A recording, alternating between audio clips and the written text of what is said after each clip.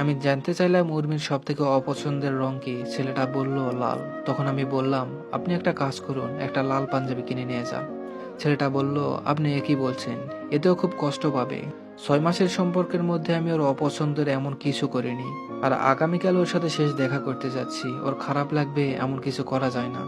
আমি ছেলেটাকে বুঝালাম, আপনি যদি আগামীকাল ওনার পছন্দ মতো সবকিছু করেন তাহলে সে আপনাকেই ভুলতে পারবে না।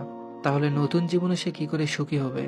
তাদের পারিবারিক অশান্তি হবে, ওনার হাজবেন্ডের সাথে সম্পর্ক ভালো যাবে না, তখন আর উর্মি সুখে থাকতে পারবে না। ছেলেটা আমার কথা শুনে কিছুটা সময় নীরব থেকে একটা লাল পাঞ্জাবি নিল। আমি পছন্দ করে দিয়েছি, একেবারে কটকটে লাল না, মেরুন। ছেলেটা যাওয়ার আগে নম্বর দিয়ে গিয়েছিল ইচ্ছে করেই। আমি রাতে শুয়ে শুয়ে কেন যেন মেয়েটার সাথে কথা বলতে ইচ্ছে হলো। কিছু না ভেবেই ছেলেটাকে ফোন করে মেয়েটার নাম্বার নিলাম। কোনো কিছু চিন্তা না করে মেয়েটাকে ফোন করি। প্রথমবার রিসিভ হয়নি, তবে দ্বিতীয়বার হয়েছে। মেয়েটা খুব সুন্দর করে সালাম দিল। আমি আমার পরিচয় আর ঘটনাটা খুলে বললাম। মেয়েটা যা বলল তাতে আমি বিস্মিত হলাম। মেয়েটা বলল, সত্যি বলতে আপু, তুর্য আমার ভার্সিটির জুনিয়র। আমি যখন নিউ থার্ড ইয়ারে, তখনও প্রথম বর্ষে একই ডিপার্টমেন্টে। ওই সুবাদে বড় আপু হিসাবে পরিচয়।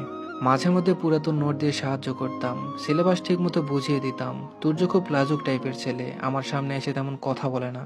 ওর সাথে কথা বলার পর বুঝেছিলাম ও শুধু লাজুক না, একটু বোকা। অবশ্য ছেলেটাকে বোকা বলা যায় না, আবার বলাও যায়, তবে খুব সহজ সরল। তারপর হঠাৎ একদিন ফোন দিয়ে বলে, আমি আপনাকে একটা কথা বলতে চাই, কিন্তু আপনি রাগ করতে পারবেন না। তখন আমি বললাম, ঠিক আছে, করব না।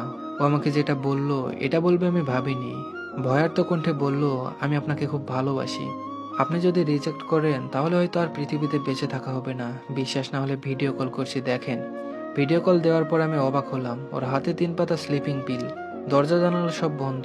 এই টাইপের সহজ সরল মানুষদেরকে নিয়ে খুব মুশকিল।